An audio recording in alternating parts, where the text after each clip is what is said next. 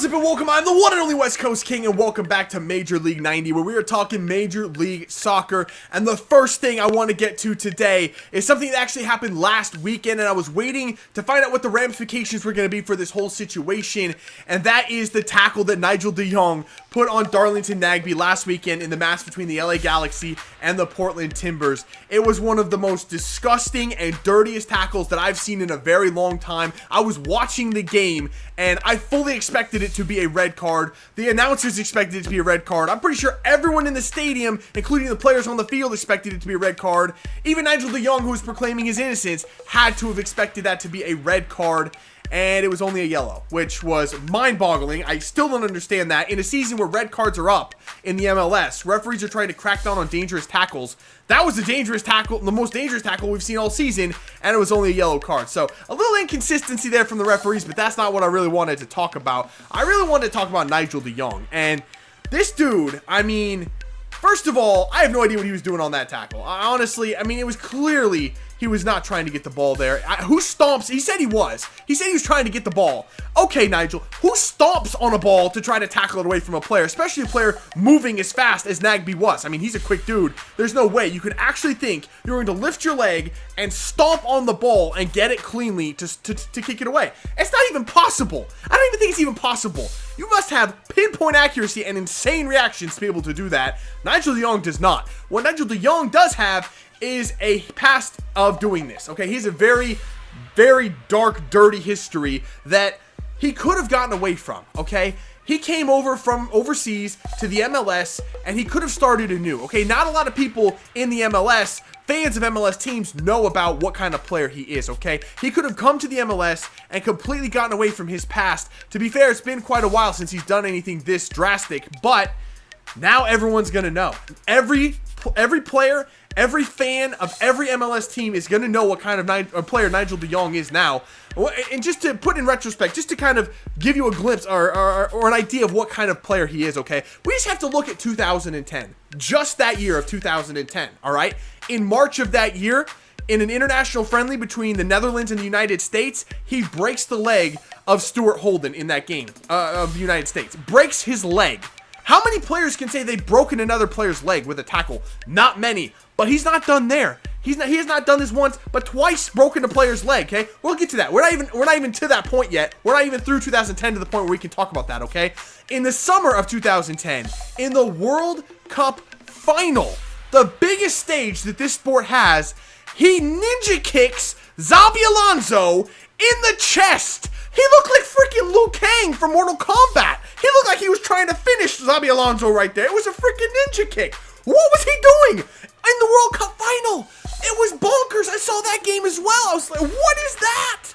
That was right when I started actually following the sport and watching it. And even I knew that that was an absolutely insane. I've never seen anyone do that. And from that day, I still haven't. I've still never seen anyone try that before. I still don't know what the hell he was thinking there. Moving on, later that year, I believe it was in October, he's back playing for Manchester City in England, and he again breaks a player's leg. This time, it's Tim Ben Arfa from Newcastle. Second time in 1 year he's broken a player's leg. Okay, he's done it twice. He hasn't broken another player's leg. But again, how many players can say they've broken a player's leg with a tackle? Not once, but twice in 1 year. That is what kind of player we're talking about with Nigel de Jong, and now everyone in the MLS is going to know about it. So, the MLS did go back and look at that tackle, though it wasn't a red card. They have suspended him for 3 games, which, again, given what kind of player he is and the magnitude of the game and the tackle, I would have expected it to be 5. We're talking about arguably the biggest team in the MLS, the LA Galaxy, playing the MLS Cup champions, Portland Timbers, on national television, and he does that tackle and hurts a significant player on the other team. Darlington Nagbe is one of the best players on Portland, one of the biggest stars we have in the league. Would have expected all of that to add up to at least a 5-game suspension. They decided to make it a 3-game suspension. All right, fair enough. It's 3 games, but still, the biggest thing that's going to come from this is now everyone is going to know what kind of player Nigel de Jong is, and every fan in every stadium is not going to let him forget about this. They're going to be on his case every single game from here on out. So now that we've talked about that nasty little business, we can actually move on to the MLS itself and kind of talk about, kind of the state of the league. And what I mean by that is Usually in a league, like in England or France, you know, one of the big leagues, one, maybe two teams come out of the gates really, really hot, and you kind of look at them and go, okay, that's the team to beat this season. They're going to be a title contender. They're playing fantastic. Who's going to catch them? In the MLS, that doesn't really happen, and it's because the league's kind of built around the concept of parity and that anyone could win. And while that's great, you know, your team's never really out of it, it's also kind of frustrating and a little bit boring that you don't have those teams that are always there, and you know where they're always going to be there. Yeah, there's the LA Galaxy, and they are kind of the dynasty team of the MLS. Don't know how they keep building teams like that when in the rules it just shouldn't be possible, but they do. But yeah, we have the LA Galaxy, but that's really it, and they aren't always really all that great. Right now, I think they sit in 5th place. Let me check real quick. Yeah, 5th place in the Western Conference. In the Western Conference, by the way. Not 5th place overall, 5th place in the West. So, I mean, they're not off to a great start. The one team that is off to a pretty good start is Dallas. And you could say, yeah, Dallas is going to be the team to beat. I picked them to win the Supporter Shield, so I kind of figured they would be this good. But they also have a 5-0 loss on their record this season at the hands of the Houston Dynamo, who are currently in last place in the West. So, I mean, can you say Dallas is off to that great of a start and they look like a title contender when they have that loss on their record? No, I don't think you can. I really think that kind of discredits any argument you could make for them at this point. Yes, they're still a very good team, but no, I would say they're not the overwhelming favorite right now. The other team that you can make the argument for is a team that's tied on points with Dallas, and that's RSL, the only team in the league with no losses on their record thus far. Yes, RSL, the team I think I picked to finish 7th or 8th in the West, has no losses, the only team to do that. And I have no explanation for that. Honestly, they're playing great. I can't take anything away from them. They're playing fantastically as a team. They're actually just one of the best teams right now in the league. Do I expect them to keep that momentum up and do that the whole season?